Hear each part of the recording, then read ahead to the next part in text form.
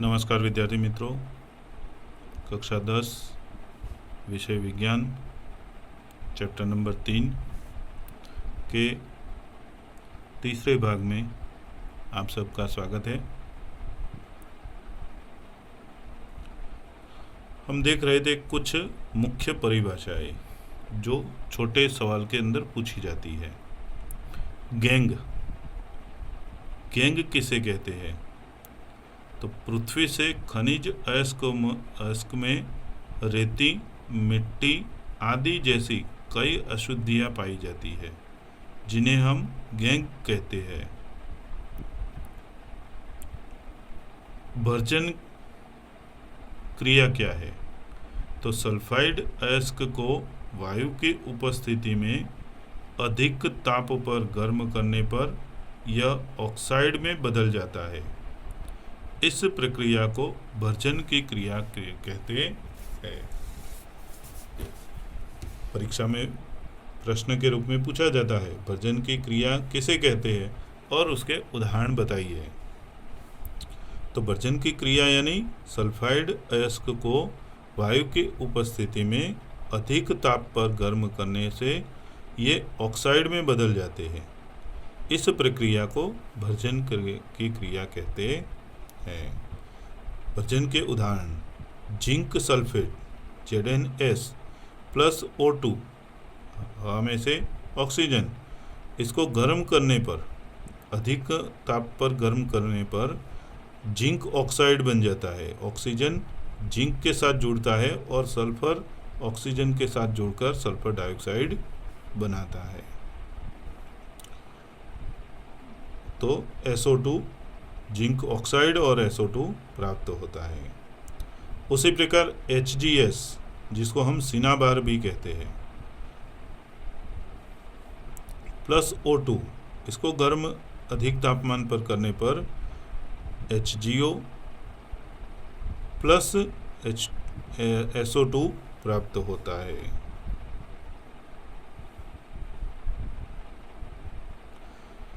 उसी प्रकार copper sulphate Cu2S plus O2, इसको गर्म करने पर Cu2O copper oxide plus SO2, Cu2O plus Cu2S दोनों मिलके उसको गर्म करें तो कॉपर अलग होता है और SO2 गैस प्राप्त होती है।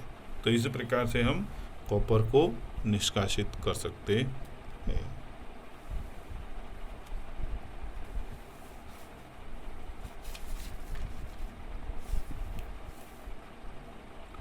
निस्तापन: कार्बोनेट अयस्क को सीमित वायु में अधिक ताप पर गर्म करने पर यह ऑक्साइड में बदल जाता है। इस प्रक्रिया को निस्तापन की प्रक्रिया कहते हैं। तो ये भी छोटे सवाल में पूछा जाता है। निस्तापन किसे कहते हैं? तो कार्बोनेट अयस्क को सीमित वायु में अधिक ताप पर गर्म करने पर यह ऑक्साइड में बदल जाता है। इस प्रक्रिया को निस्तापन की प्रक्रिया कहते हैं। उदाहरण के रूप में ZnCO3, जिंक कार्बोनेट, उसको गर्म करने पर जिंक ऑक्साइड यानी ऑक्साइड स्वरूप में बदल जाता है और कार्बन डाइऑक्साइड गैस पैदा होती है।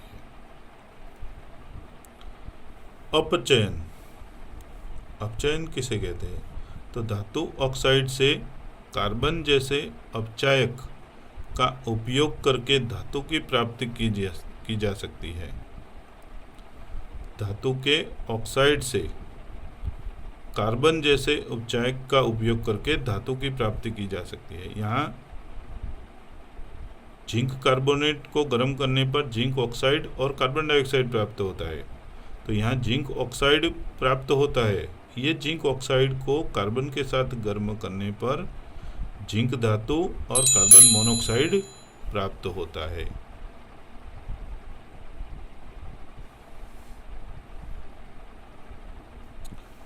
नया एक प्रश्न भी पूछा जाता है कि थर्मट अभिक्रिया क्या है? अत्यधिक अभिक्रियाशील धातुएं जैसे कि सोडियम, कैल्शियम, एल्यूमिनियम आदि को उपचायक के रूप में उपयोग किया जाता है, क्योंकि ये निम्न अभिक्रियाशील वाले धातुओं को उनके यौगिकों से विस्थापित करते हैं। यह विस्थापन अभिक्रियाएं अत्यधिक ऊष्माक्षेपी होती है।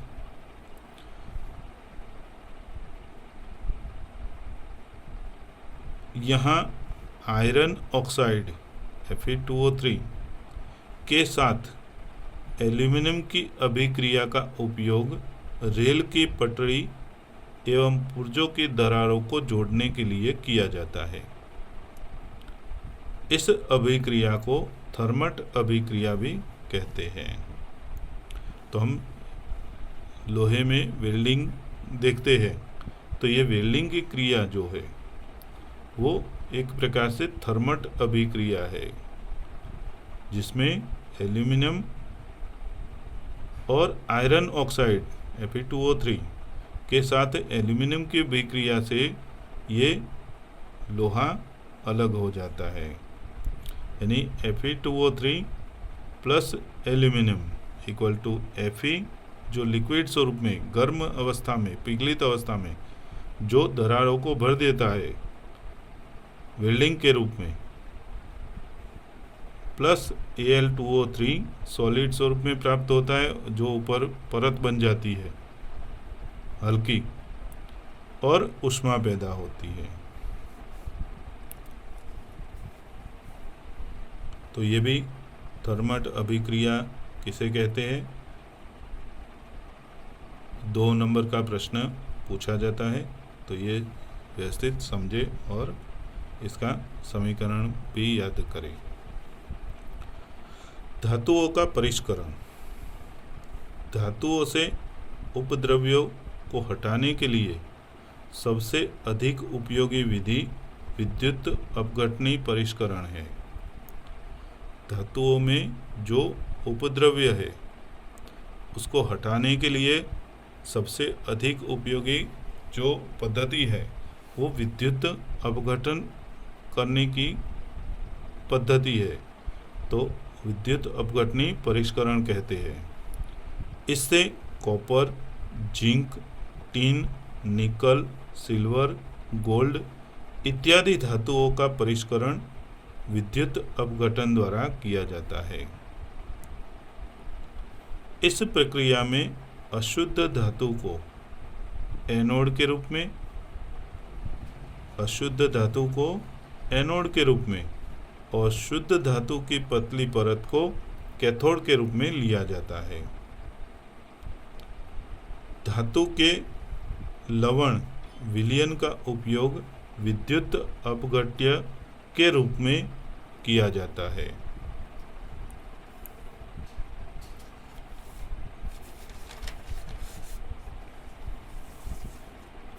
तांबे का विद्युत अपघटनी परिष्करण अम्लीकृत कॉपर सल्फेट का विलयन विद्युत अपघट के रूप में उपयोग में लिया जाता है। शुद्ध तांबा की पट्टी कैथोड के रूप में, अशुद्ध तांबा एनोड के रूप में लिया जाता है, और इनमें विद्युत धारा प्रवाहित करने पर ये शुद्ध तांबा कैथोड पर निक्षेपित होता है। इसकी आकृति हम यहाँ देखेंगे, ये आकृति है इसकी। यहाँ पे एक धातु का ये एक पात्र है, पात्र के अंदर अम्लीकृत कॉपर सल्फेट का विलयन लिया गया है। जिस धातु को शुद्धिकरण करनी होती है उसका विद्युत अपघट्य के रूप में विलयन लिया जाता है। यहाँ कॉपर को हम शुद्ध कर रहे हैं, इसलिए कॉपर सल्फेट को लिया गया है। कैथोड के रूप में यहाँ पे शुद्ध तांबा की पट्टी और एनोड के रूप में अशुद्ध तांबे की पट्टी ली गई है।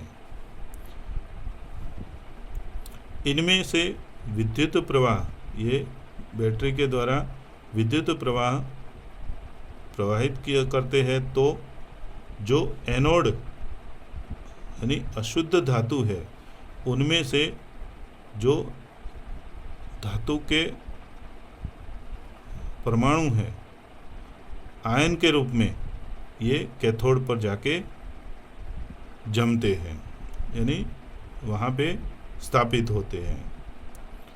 शुद्ध तांबा कैथोड पर निक्षेपित होता है। विलेय अशुद्धियाँ विलयन में चली जाती है। जो विलेय जो अशुद्धियाँ होती है ये